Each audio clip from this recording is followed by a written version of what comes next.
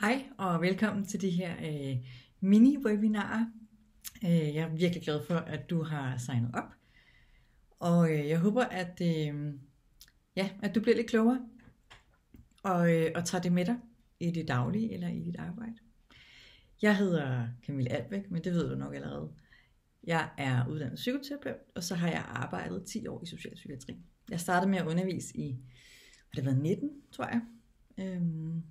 Fordi jeg selv har mødt de her mennesker med samlermineret adfærd, og ikke rigtig jeg kunne ikke rigtig hjælpe dem.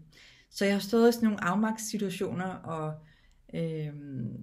når man gør det meget, så, det ved jeg ikke, om nogen af jer måske kender, så på et tidspunkt, så slider det rigtig meget på en. Så jeg var nødt til at finde ud af, hvad kunne man gøre.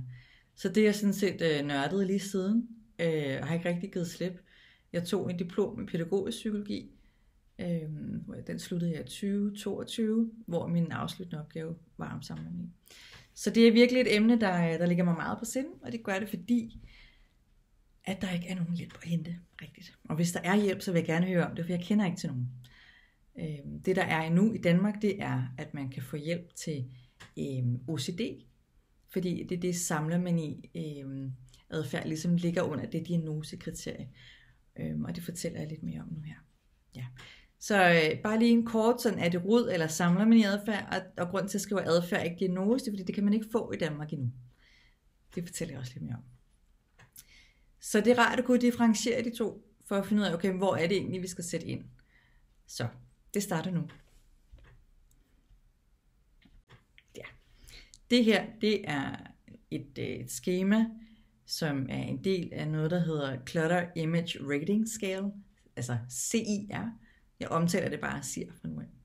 Det er noget, man bruger i USA blandt andet til at tale om samlermani. Og det gør man både, når man skal lave sådan en sikkerhedsvurdering og også diagnostisk. Og jeg vil bare lige sige, at når vi snakker diagnose i det her, så er det selvfølgelig mere komplekst, og når jeg differentierer det, så er det også meget enkelt, og der er selvfølgelig meget mere til det. Men nu er det bare lige en kort video, ikke? Det her Clutter Image, det er fra et soveværelse. Der er 2 rum, tror jeg, eller 3 rum, hvor man kan gå ind og rate sådan, hvor er vi henne på billederne her.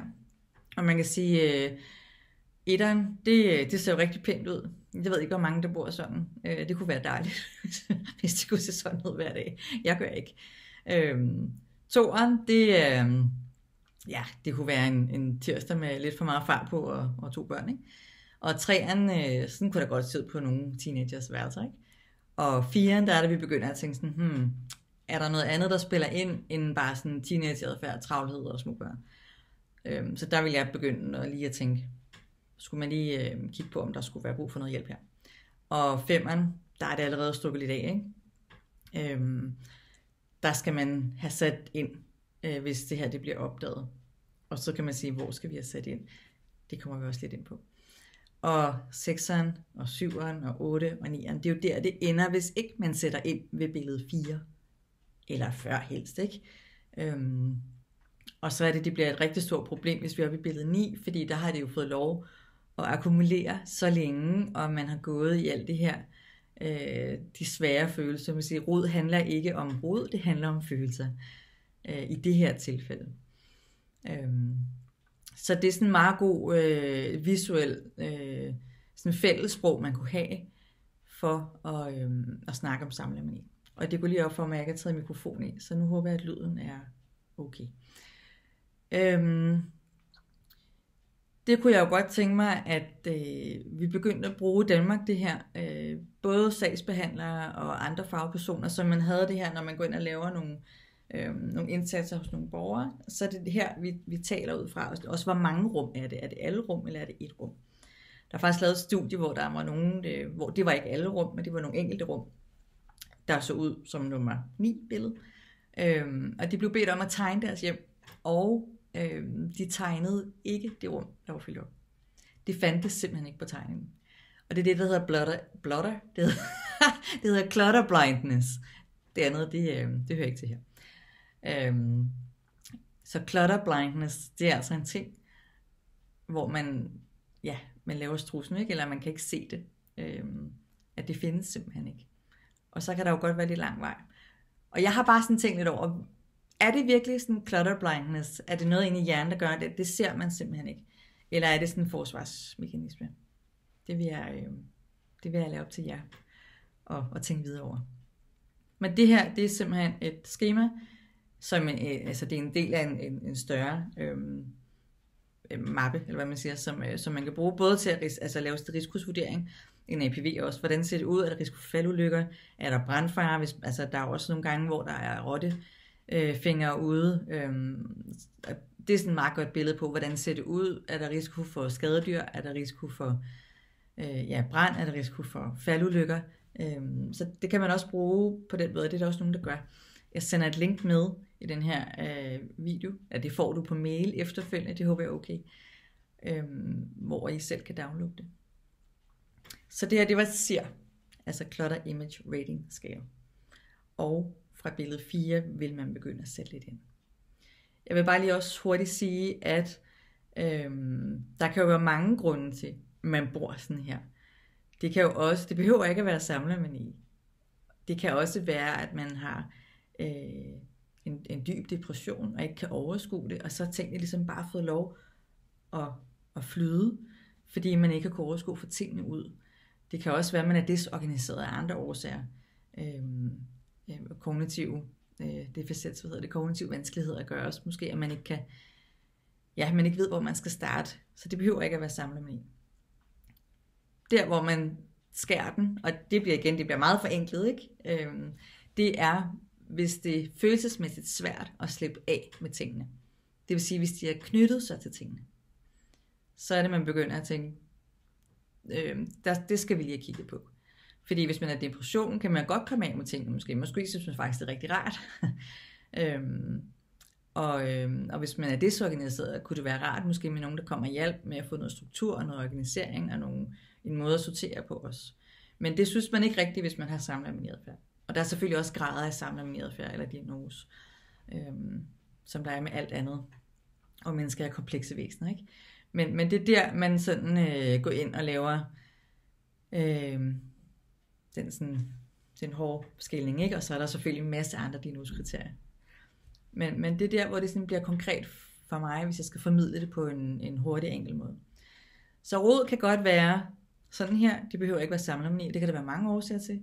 Samlermani, der er det svært følelsesmæssigt at slippe af med tingene. Og man kan også godt have depression. Og man kan også godt have desorganiseret elementer og kognitiv vanskelighed indover. Men det er der, den skiller. Og så kan det selvfølgelig være svært at vide, hvad der er hvad. Og det er jo så der, der skal noget læge eller psykiater indover, ikke? Men indtil de kommer der, kan man sige, fordi lige nu er det nye diagnosekriterie under udvikling, så kan man nu vide, at det kan vi lige være opmærksom på i forhold til, hvordan skal vi sætte ind, fordi hvis det er samlermani, så duer det ikke at komme ind og sige, nu rydder vi lige op. Det giver kæmpe angst. Altså, det laver vi lige sådan en lille... Det kan vi lige gøre nu. Hvis du lige lukker øjnene, bare et minut, du kan lige pause videoen, for jeg bliver ved med at snakke.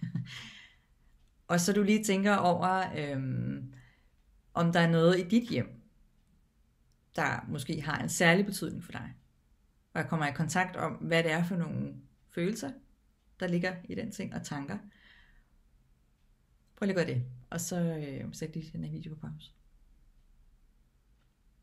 Og når du har gjort det, så kunne du forestille dig, at der kommer nogen, det vidste du nok godt, ikke, hvad jeg vil sige. Men så kunne du forestille dig, at der kommer nogen og vil fjerne de ting fra dit hjem. Fordi det fylder, eller det må ikke være der, det roder for meget, det tager for meget plads. Den følelse, det er den samlermani ramte har. Det er meget voldsomt for dem. Og det kan virke ulogisk for os, men der er noget logik i det for dem.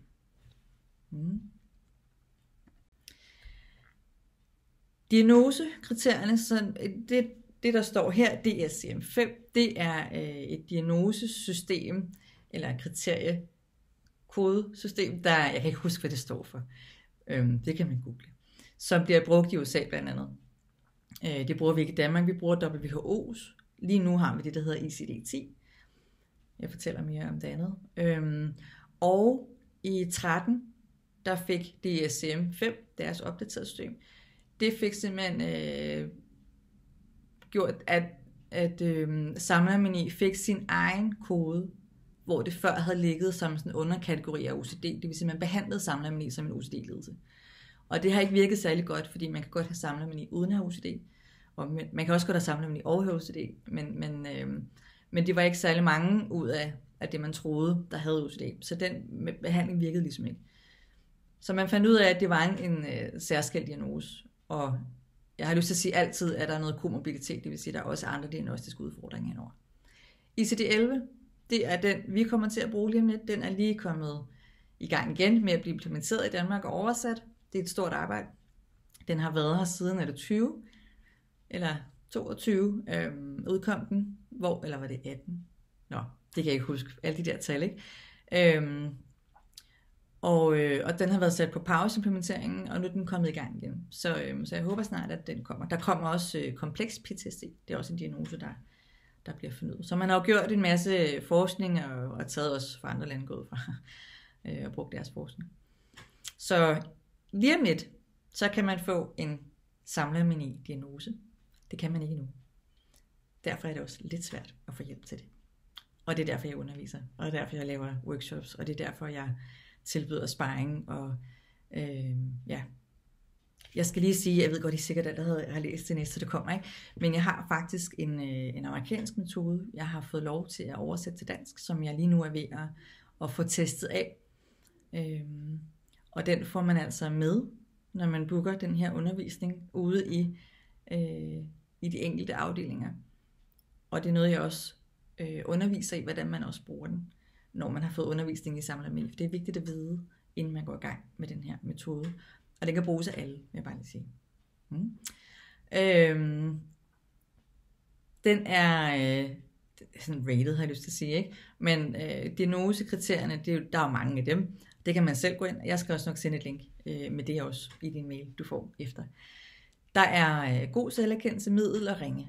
Og det er jo klart, at hvis det er ringe selverkendelse, så er det svært at arbejde med. Man skal ligesom også synes, at man har et problem, man har hjælp til, før man kan arbejde med det. Og der vil jeg bare sige, at der er man nødt til at lave virkelig meget relationsarbejde og gå bagom på en eller anden måde. Og så er der selvfølgelig nogle tilfælde, hvor man er nødt til at handle, fordi at det er sikkerhedsmæssigt et problem, at det er en risiko for naboer, personen selv eller dem, der skal komme i hjemmet. Og det er optimalt jo selvfølgelig, hvis der er god selvankendelse, ikke? Eller sådan mellem, så kan man også godt arbejde med det stille og roligt.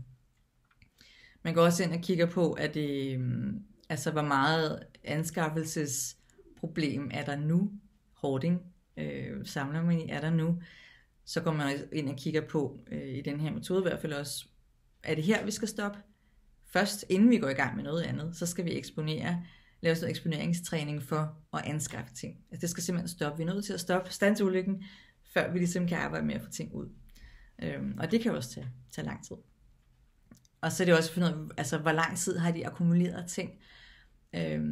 Igen, som vi snakker om, hvis det er i billede 9, og det er noget, de har gjort i mange år. Det kunne være Svend, der bor i et hus, der har boet der i 40 år sammen med sin kone. Hun er død for 7 år siden, og så er det altså bare gået stærkt med ting. Og det er simpelthen så slemt nu, så han ikke kan bo i huset, så han bor faktisk i et skur eller i et telt ude i haven. Der er jo forskel på den indsats i forhold til den 22-årige studerende, som har haft det svært på studiet, og hvor det bare simpelthen er knækket, og hvor han skal have noget hjælp og støtte. Og igen, alt efter hvor god selvankendelse der er, ikke? Men det går man også ind og kigger på. Så derfor er det så vigtigt, at man sætter ind i god tid med den rigtige indsats, og det vil jeg så gerne, at vi bliver dygtigere til. Ja, så er der jo komorbiditet, det vil sige, at der ofte ligger noget andet diagnostisk. Ja, det er både noget, altså neurodivergent, det er autisme, ADHD, det er depression, det er bipolar, skizofreni har der været et studie om i Danmark faktisk. Det kommer jeg til at tale lidt mere om i min video på YouTube. Og så skal man jo også lige finde ud af, er det et akut problem? Altså står der et boligselskab, der siger, at du bliver smidt ud lige om lidt, så er man jo nødt til at gå ind og sige, okay, men hvad skal der så til for, at den her borger ikke bliver smidt ud, og lave en samarbejdsplan med viceværende boligselskab, så de bliver medspillere i stedet for modspillere. Det er super vigtigt. Og efter der kan man så gå ind og hjælpe, ikke? Så råd er ikke nødvendigvis samlermani. Der kan man godt gå ind og hjælpe dem. De vil ofte gerne have hjælp. samlermani, det vil ofte ikke have hjælp, eller også vil de gerne have hjælp, hvis der er god indsigt, men det er svært for dem. Så hvis der kommer nogen og siger, jeg fjerner lige dine ting, sådan, det bliver et nej tak. Så det er vigtigt at have den differentiering. Og man kan sikkert godt komme ud, det har jeg jo også gjort, at man kommer ud og siger, nu gør vi lige det her sammen, ikke? Fordi det er det, jeg er blevet bestilt til at sagsbehandle, så nu gør vi det. Og så har der været super meget modstand, hvor sådan set, vil de ikke have hjælp. Men det kan godt være, de ved det, men det skal bare være på den rigtige måde, hvis der er samlet med adfærd over. Og man kan godt gå ud og sige, nu hjælper jeg dig lige med det her, og de siger sådan, ja tak, hvis ikke der er samlet. Hvis det ikke er angstfyldt at smide ud. Og så kan der være alle mulige årsager til at anskaffe så mange ting, ikke? Man kan have noget impuls styringsudfordringer. Ja, noget bipolar eller ADHD eller nogle andre ting, som gør, at man bliver ved med at anskaffe sig ting. Så det var sådan en korte version af, om det er rod eller samlermani. En lille intro til et visuelt redskab og diagnosekriterier. Og det håber jeg, I kan bruge i jeres dagligdag. Og ellers så er I meget velkommen til selvfølgelig at række ud.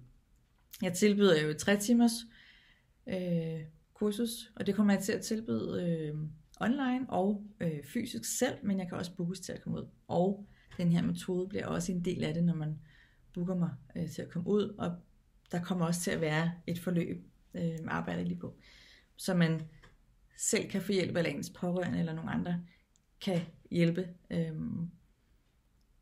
online, så hjælpen ligesom bliver bredt ud, og man ikke skal vente. Ja. Jeg vil bare lige sige også, at 17 minutter, at man har jo fundet ud af, at samlermani kan være arveligt, altså genetisk betinget. Der er selvfølgelig også noget socialt, altså noget miljøarv og de her ting. Men det arvelige aspekt kan faktisk være op til 50% risiko for, at man arver samlermani, hvis en forælder har det, eller en i familien har det. Hvis man så også har lidt ADHD, så er der faktisk 70% større risiko for at udvikle samlermani adfærd, hvis man har sådan en diagnose. Og der var en, jeg underviste, der spurgte sådan, hvad med hans søn? Han havde faktisk ADHD og udviste sådan lidt tegn på det her samlermani adfærd. Altså, simpelthen det er helt normalt, at børn samler og er knyttet til ting. Vi kender jo suttekloden og sovbamsen. Og der, hvor man kan begynde at blive sådan uden at panikke, men lidt opmærksom, det er jo, som vi kiggede på billederne, ikke? At hvis det er, at den her unge mand eller kvinde flytter hjemmefra, og det begynder også at se sådan her ud, så kan man sige, okay, men nu er der ikke nogen til at rydde op for vedkommende, og det er noget, de ikke helt mestrer, så skal vi finde ud af, okay, men er det fordi, de så mangler noget struktur, eller er det faktisk fordi, at de har svært ved at skille sig af med ting, fordi de er knyttet til dem. Det kan man jo allerede begynde derhjemme at øve, hvis man tænker, at man har en teenager, der er begyndt at udvise lidt sådan den her adfærd sammen. Det kan også være, at det er dig, der er svært ved at slippe ting. Det kan du også lidt tænke over. Men man kan i hvert fald øve det sammen med at sortere og smide ud og arbejde med følelserne bag. For det er hele humlen i det her. Vi er nødt til at arbejde med følelserne bag. Og det skal være det største fokus faktisk, hvis noget skal lykkes på den her indsats. Ja. Men jeg håber, at du blev en lille smule klogere, og at vi ses ude på nogle af de sociale medier. Eller endnu bedre, at vi ses i virkeligheden til et af mine kurser, eller hvis I har lyst til at booke mig. Så er der bare at sige god dag, og så sender jeg dig en mail med de her 2 links, jeg har lavet til SEER Rating og til de her ICD-11, hvis du er nysgerrig på sådan noget. Jeg er jo lidt nørdet. Ja. Ja, det var bare det, tror jeg. Ikke? Tak fordi du bookede mig, og have en dejlig dag. Hej.